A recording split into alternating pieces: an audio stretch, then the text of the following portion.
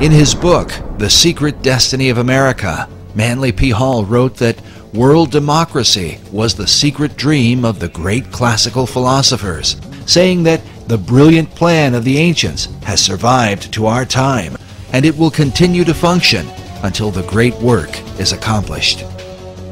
Many researchers believe this great work is the secret behind the wars and rumors of war America has been involved in through the 20th century, right up to the present day.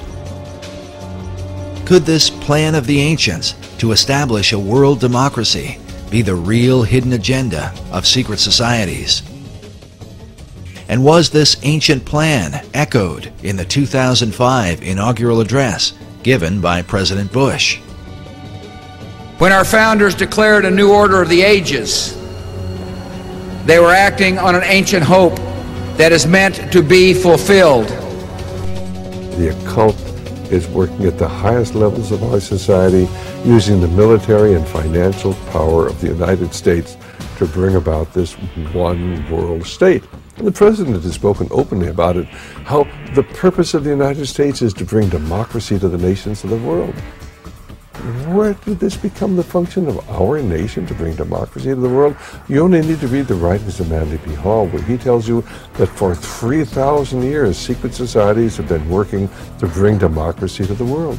You read President Bush's speech, before the Association on Democracy, the National Association on Democracy. He tells you for 2,500 years, people have been working to bring democracy to the world. Yet the ancient philosophers recognized that a true democracy could only be achieved by a society of perfected men. The perfected men would be comfortable in a true democracy. And probably a true democracy cannot emerge until there is enough of such human beings in the world that can take over the government of man. It will be that kind of leadership. It will be like Plato's vision of the philosopher king, the man who has wisdom and the man who has power. Democracy has the occult promise of a fair world to live in.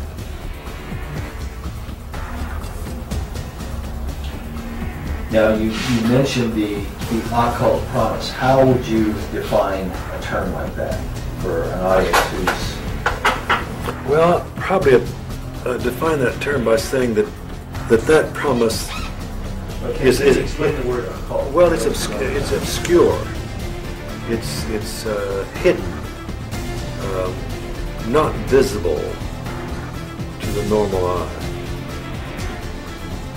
So an occult promise is something that is inherent, but only visible to those who have that inner vision.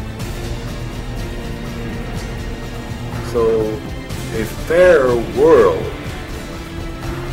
is a kind of occult promise at the heart of democracy. But is this occult promise part of America's Christian heritage? And if not, could this account for why the many symbols that adorn America's capital city come not from the Bible, but from the ancient mystery religion? And if America were really, truly a Christian nation, what would all of these mythological characters be in our city? Certainly the Christian influence was very strong. From the Christian point of view, we were formed as a Christian nation. But from the occultist point of view, and those associated with astrology and the ancient mystery religions, America was, of course, and Washington, D.C. was to represent their position. So you've had the two forces, in America ever since its formation. While it seems that most of America's leaders have upheld Christian ideals, their reason for doing so is often questioned. If they were Christians, why would they erect monuments to pagan gods and goddesses? And if they were pagans, why confess to Christian ideals? Manly Hall suggests the reason may have been one of self-preservation. He argues that because of the persecutions of organized religion in the Old World, the secret societies employed even greater methods of secrecy to protect their occult philosophies, making themselves sound as though their beliefs had to do with Christianity, which was the dominant belief in Europe, and eventually America. He says the pagan intellectuals reclothed their original ideas in a garment of Christian phraseology, but bestowed the keys of the symbolism only upon those duly initiated and bound to secrecy. It is for this reason that all secret societies have an initiation process whereby members are bound by blood oaths not to reveal the secrets of the order. A chief factor that contributes to confusion about the beliefs of America's founders is the presence of Rosicrucianism. The Rosicrucians are a mystical, arcane society that played a major role in the development of Freemasonry. The rose and cross, which symbolize the society, are also the source of its confusion. The rose is the symbol of secrecy and represents the pagan mystery religions, while the cross symbolizes Christianity. Rosicrucianism is when the two are combined. Because of this, one can begin to understand how a man like Charles Thomson could be famous for his English translation of the Old and New Testaments, and at the same time approved the design of the Great Seal for the United States with the all-seeing eye of Horus floating over an Egyptian pyramid. Thomson was closely associated with a man named Peter Miller, a well-known 18th century Rosicrucian and the leader of the Ephrata community in Ephrata, Pennsylvania. The Ephrata cloister is believed to have been the first esoteric settlement in the New World, with connections to some of the founding fathers, such as Benjamin Franklin and George Washington. The early Ephrata movement clearly held mystical beliefs, even driving stakes into doorways to ward off evil spirits. We now know for certain that they were Rosicrucians. It was Washington was close to these individuals, as well as Franklin and Jefferson. Benjamin Franklin even enlisted the aid of Peter Miller to translate the Declaration of Independence into a number of European languages and to inform the world of America's independence. The printing for these translations was done at the Ephrata cloister. Peter Miller would have been further connected to many of the founding fathers through the American Philosophical Society, founded originally by Benjamin Franklin in 1743. The Society's members included such prominent figures as Thomas Paine, Alexander Hamilton, Thomas Jefferson, the Marquis de Lafayette, George Washington, Charles Thomson, and of course, Peter Miller. Later members would also include such names as Charles Darwin and Thomas Edison. Franklin Society is thought to be directly related to the earlier concepts set forth by Sir Francis Bacon. According to Michael Howard in his book, The Occult Conspiracy, Franklin's American Philosophical Society was operated in the same tradition as the Royal Society in England, which was based on Sir Francis Bacon's Rosicrucian concept of the Invisible College. In the history of the Royal Society, they refer to the beginnings of the Royal Society came from a group of people who called themselves the Invisible College. The purpose of the Royal Society of London was to further Bacon's advancement of learning through scientific investigation. It is without question, however, that some of their work led to the metaphysical and the occult. And then we find that the Rosicrucians called themselves the Invisible Brotherhood, and the College of Rosicrucians was therefore, or was called by them, the Invisible College. A Rosicrucian influence can be clearly seen in some of America's symbols. For example, this image of a pelican feeding her young appears in Manly Hall's Secret Teachings of All Ages and is very common to Rosicrucianism and Freemasonry. Now notice the Great Seal for the state of Louisiana.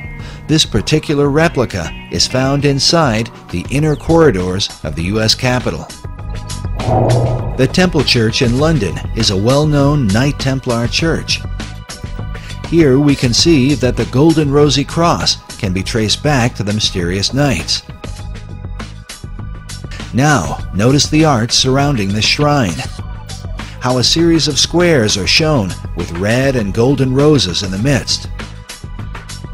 The shrine opposite has a variation of the same design. Now consider this same pattern as it appears throughout the interior of the state capitol.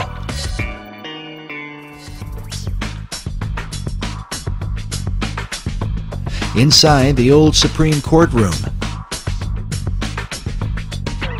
and in various forms throughout the Library of Congress.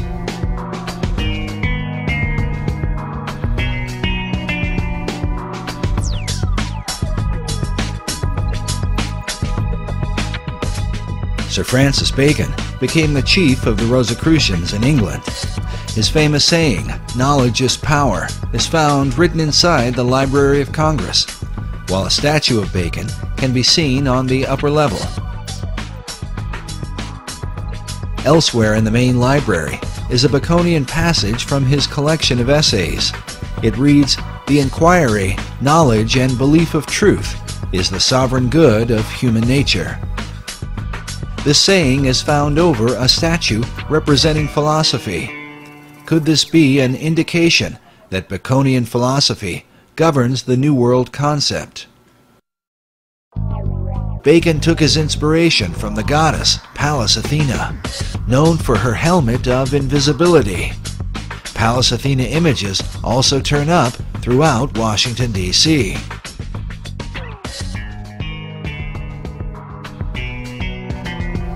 The Virginia State Seal bears the image of Athena with her foot upon a fallen king whose crown is cast aside.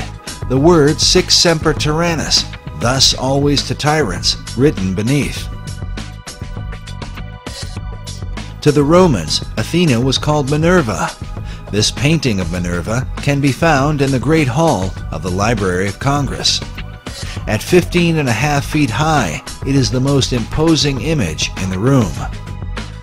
Notice she holds a spear that comes like a ray of light from the sun, with a traditional helmet of Athena at her feet. This particular work was done by 19th century artist Elihu Vedder.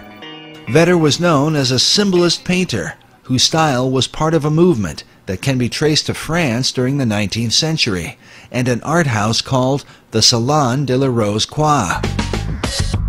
Yes, they were a group of Rosicrucian artists known for promoting symbolic and often bizarre imagery,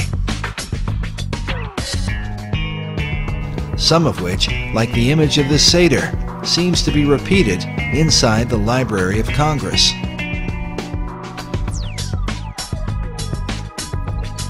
It's not clear if Vedder himself was a Rosicrucian, but one of his chief influences certainly was. William Butler Yeats was a prominent member of the Golden Dawn, a Rosicrucian secret society. Yeats, along with Irish mystic William Blake, are said to be two of Vedder's leading inspirations. Vedder's own occult themes are filled with haunting, esoteric imagery, like this work, which is called The Cup of Death. In addition to Minerva, Vedder was commissioned to do a series of paintings illustrating government, which can be found at the east end of the Great Hall in the Library of Congress. Now let's look again at this image from the Salon de la Rosicrucien. It pictures Leonardo da Vinci on the right, dressed like Joseph of Arimathea, whom occultists believe was the original cupbearer for the Holy Grail. Beside him is Dante Alighieri, dressed as a Knight Templar. By now, most people are familiar with Da Vinci's arcane background thanks to Dan Brown's Da Vinci Code. Most are also familiar with Dante's Inferno, representing the many circles of hell.